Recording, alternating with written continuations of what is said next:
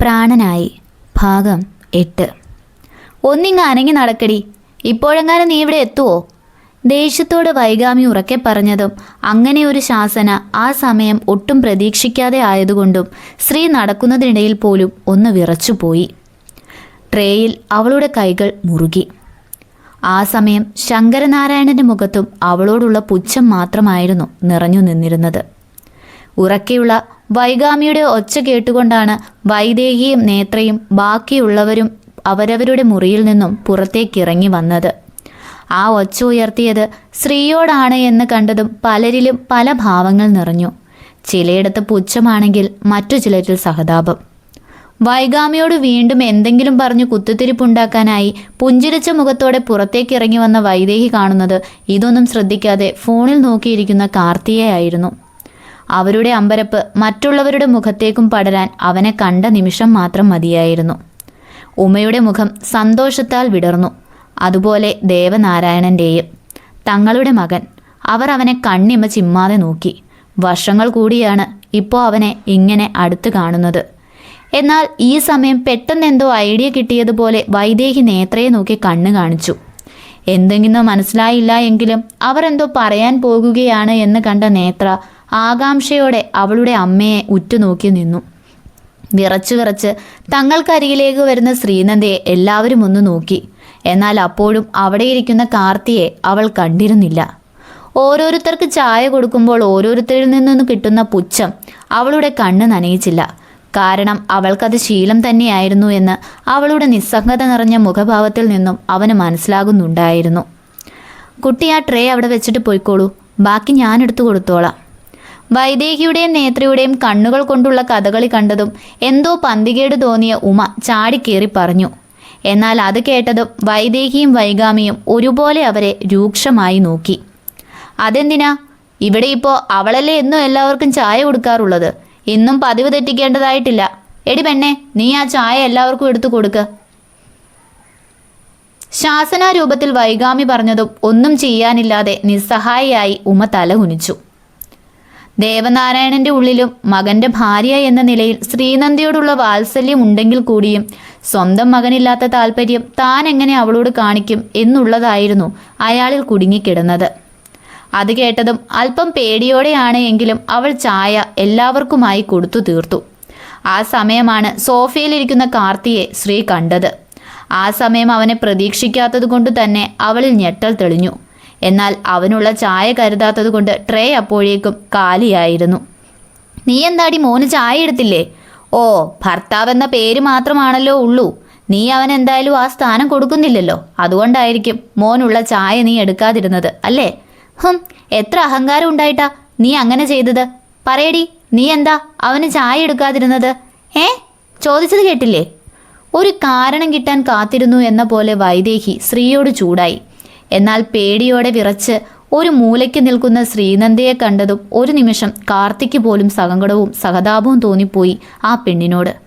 മോൻ വിഷമിക്കണ്ട, ദാ ഈ ചായ കുടിച്ചോ, നേത്രമോളുടെയാ. മോൾക്കിപ്പോൾ ചായ കിട്ടിയില്ലെങ്കിലും കുഴപ്പമില്ല. അല്ലെങ്കിൽ തന്നെ മോൻ ചായ കുടിക്കാതിരിക്കുമ്പോൾ അവൾ എങ്ങനെയാ കുടിക്കുന്നത്? അവൾക്ക് തൊണ്ടയിൽ നിന്നും ഇറങ്ങില്ല. സ്നേഹത്തോടെ നേത്രയുടെ ചായക്കപ്പ് അവന് മുന്നിലേക്ക് വച്ചു കൊടുത്തുകൊണ്ട് വൈദേഹി പറഞ്ഞതും ഭാമിയിലും ഉമയിലും ഒരുപോലെ പുച്ഛം നിറഞ്ഞു. ഈ സമയം കൊണ്ട് അവരുടെ ഉദ്ദേശം എന്താണെന്ന് അവർക്ക് മനസ്സിലായിരുന്നു. എന്നാൽ വൈദേഹിയുടെ വാക്കുകളും നേത്രയുടെ നാണവും കണ്ട ശങ്കരനാരായണന്റെയും വൈഗാമിയുടെയും മുഖം വിടരുകയായിരുന്നു ചെയ്തത്. അവർ പരസ്പരം നോക്കി ഒന്ന് പുഞ്ചിരിച്ചു. ചായ കൊടുത്തിട്ടും ഇതുവരെ തിരികെ മടങ്ങാത്ത സ്ത്രീയെ കാർത്തി സംശയത്തോടെയായിരുന്നു നോക്കിക്കണ്ടത്. എങ്കിൽ കൂടി അവളെ നോക്കാനോ അവൾ അവിടെ നിൽക്കുന്നു എന്ന് ഭാവിക്കാനോ അവൻ കൂട്ടാക്കിയില്ല. ഭിത്തിയിൽ ഒരു മൂലയിൽ മാറി നിൽക്കുന്ന ഒരു വേലക്കാരിയെപ്പോലെ അവൾ നിൽക്കുന്നത് അവൻ ഇടം കണ്ണാൽ നോക്കിക്കണ്ടു. അപ്പോഴും ആ കുഞ്ഞു ശരീരം വിറയ്ക്കുന്നുണ്ട് എന്ന് പോലും അവന് തോന്നിപ്പോയി. ഇന്നലെ രാത്രി പറഞ്ഞ പണികളെല്ലാം ചെയ്തു തീർത്തോ നീയ? അഹങ്കാരത്തോടെ കാൽമേൽ കാൽ കയറ്റി വെച്ചിരുന്നു വൈഗാമി ചോദിച്ചതും തല കുനിച്ചു തന്നെ അവൾ ചെയ്തു എന്ന് പറഞ്ഞു. സത്യത്തിൽ അപ്പോഴായിരുന്നു കാർത്തിക് അവിടെ ഇത് സ്ഥിര സംഭവമാണ് എന്ന് മനസ്സിലായത്. ഇന്നലത്തേക്കുള്ള പണിയും ഇന്ന് രാവിലത്തേക്ക് അവൾ ചെയ്യേണ്ട പണിയും ഹാളിൽ ചർച്ച ചെയ്താണ് തീരുമാനിക്കുന്നത് എന്ന് കണ്ടതും അവനിൽ ദേഷ്യം അരിച്ചു കയറി. എങ്കിൽ കൂടി എന്താണ് സംഭവിക്കാൻ പോകുന്നത് എന്ന ആകാംക്ഷയിൽ അവൻ അങ്ങനെ തന്നെയിരുന്നു. ഒരു നിമിഷം അവൻ ആ ഹാളിൽ നിൽക്കുന്ന ഓരോരുത്തരോടും അത്രയേറെ ദേഷ്യം തോന്നുന്നുണ്ടായിരുന്നു. താൻ താലി കെട്ടിയ ഭാര്യയാണവൾ. അതിപ്പോൾ താൻ അവൾക്ക് ആ സ്ഥാനം നൽകുന്നില്ല എന്നല്ലേ ഉള്ളൂ. ഇനിയിപ്പോൾ അങ്ങനെ അല്ലെങ്കിൽ കൂടി ഒരു വേലക്കാരിയോടാണെങ്കിൽ പോലും ഇങ്ങനെയൊക്കെ പെരുമാറുന്ന കൈലാസത്തിൽ തറവാട്ടുകാരോട് അവന് പുച്ഛവും ദേഷ്യവും ഒരുപോലെ തോന്നി. ആർച്ചയും ഈ കാഴ്ച കണ്ടുകൊണ്ട് നേത്രയ്ക്ക് അരികിലേക്ക് വന്നിരുന്നു. എന്നാൽ ആർച്ചയുടെ അനിയത്തി ആര്യ ശ്രീയെ തന്നെ നോക്കി നിൽക്കുകയായിരുന്നു.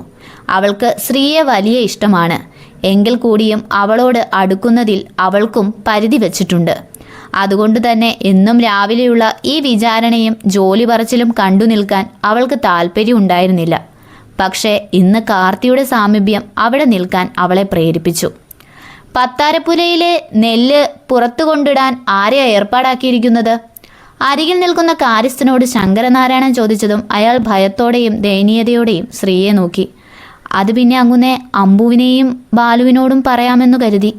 എങ്കിൽ അത് വേണ്ട, ഇവൾ തന്നെ അത് ചെയ്യട്ടെ. അത് കേട്ടതും ഞെട്ടലോടെ പകുതി പേരും അയാളെ നോക്കിയെങ്കിലും മറ്റു ചിലരുടെ മുഖത്ത് തിളക്കം വെച്ചിരുന്നു. കാർത്തിയിലും വല്ലാത്തൊരു ദേഷ്യം അപ്പോഴും നിലനിൽക്കുന്നുണ്ടായിരുന്നു. അത് പിന്നെ അങ്ങുന്നേ അതേതാണ്ടൊരു 15ഓളം ചാക്ക് വരും. അത് സാരമില്ലടോ, ഇവിടെ ഇങ്ങനെ തിന്നുകൊണ്ടിരുന്നാൽ മാത്രം പോരല്ലോ. ദേഹാനയ്ക്ക് എന്തെങ്കിലുമൊക്കെ പണിയും ചെയ്യേണ്ടതായിട്ടുണ്ട്. വെറുതെ ഇരുന്ന് തിന്നാലേ പിത്തം വരും.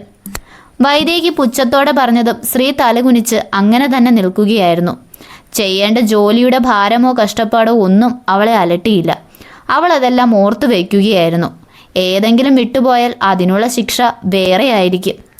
യാതൊരു ആകുലതയും അവളിൽ ഉണ്ടായിരുന്നില്ല. അല്ലെങ്കിൽ തന്നെ താങ്ങാൻ തണലുള്ളവർക്ക് മാത്രമേ ആകുലതകൾ ഉണ്ടാവുകയുള്ളൂ, സങ്കടങ്ങൾ ഉണ്ടാവുകയുള്ളൂ. അല്ലാത്തവർ ഏത് സാഹചര്യത്തിലും വീണു പോകാതെ പിടിച്ചു നിൽക്കാൻ ശ്രമിക്കും. പിന്നെ പറമ്പിൽ പോയി നാളികേരം പെറുക്കിയെടുക്കണം, തൊഴുത്ത് വൃത്തിയാക്കണം, ഒപ്പം പശുക്കളെ കുളിപ്പിക്കണം, അവറ്റകൾക്ക് പുല്ല് ചെത്തണം. പിന്നെ ഉച്ചയ്ക്കും രാത്രിയും അത്താഴത്തിന് എന്തൊക്കെ ഉണ്ടാക്കണം എന്നുള്ള കുറിപ്പടി ജാനുവിൻ്റെ കയ്യിൽ കൊടുത്തുവിടും. അതനുസരിച്ച് എന്താണെന്ന് വെച്ചാൽ ഉണ്ടാക്കി വെക്കണം. കഴുകാനുള്ള തുണികൾ മുറിയിൽ കിടപ്പുണ്ടാവും, അതെടുക്കണം, അലക്കണം, അതും കല്ലിൽ തന്നെ. പിന്നെ തറവാട് മുഴുവൻ തുടച്ച് വൃത്തിയാക്കണം, പറമ്പ് വൃത്തിയാക്കണം, വിറകുപുരയിൽ ബാക്കി കിടക്കുന്ന വിറകുകളൊക്കെ അടുക്കി വെക്കണം. അത്രയും പറഞ്ഞു വൈഗാമി തൻ്റെ കൂടെ അവസാനിപ്പിച്ചു. അടുത്തത് വൈദേഹിയുടേതായിരുന്നു. തൻ്റെ മുറി വൃത്തിയാക്കണമെന്നും വസ്ത്രങ്ങൾ അലക്കണ്ടിടണമെന്നും അലക്കിയത് തേച്ചിടണമെന്നും അലമാര വൃത്തിയാക്കണമെന്നും അവർ അവളോട് ആജ്ഞാപിച്ചു. നേത്രയും തൻ്റെ ആവശ്യങ്ങൾ അവളോട് പറഞ്ഞു. ആർച്ചയും അതുപോലെ തന്നെ. എന്നാൽ ബാക്കിയുള്ള ആരും ഒന്നും ഒരാവശ്യങ്ങളും അവളോട് പറഞ്ഞിരുന്നില്ല. ഇത്രയും ജോലി ചെയ്ത് തീരുമ്പോൾ തന്നെ നേരെ ഇരുട്ടും എന്ന് അവർക്കും എല്ലാവർക്കും അറിയാവുന്ന കാര്യം തന്നെയായിരുന്നു. എന്നാൽ ഇത്രയൊക്കെ കേട്ടിട്ടും പ്രതികരിക്കുക പോലും ചെയ്യാതിരിക്കുന്ന കാർത്തിയെ കണ്ടതും വൈഗാമിയുടെയും വൈദേഹിയുടെയും നേത്രയുടെയും മുഖം ഒരുപോലെ വിടർന്നു. ഇതെല്ലാം കേട്ടുകൊണ്ടായിരുന്നു അഭി സ്റ്റെപ്പിറങ്ങി താഴേക്ക് വന്നത്. പലരുടെയും മുഖത്ത് ഇപ്പോഴുള്ള തെളിച്ചവും പ്രസരിപ്പും എല്ലാം പുച്ഛത്തോടെ ഒന്ന് നോക്കി അവൻ കാർത്തിക്ക് അരികിലേക്ക് തന്നെയിരുന്നു. മതി, ഇനി പൊക്കോ. അതിനു മുന്നേ ഒരു കാര്യം കൂടി. റാമോൻ്റെ മുറി വൃത്തിയാക്കണം. അവന് ആവശ്യമുള്ളതെല്ലാം ചെയ്തു കൊടുക്കണം. കുറച്ചായി അവിടെ വൃത്തിയാക്കിയിട്ട്. ഇത് അവൾ തന്നെ ചെയ്യട്ടെ. അവൻ്റെ വസ്ത്രം കൂടി അലക്കിയിടണം. തുടരും. പ്രാണനായുടെ അടുത്ത ഭാഗവുമായി ഉടനെ വരുന്നതാണ്.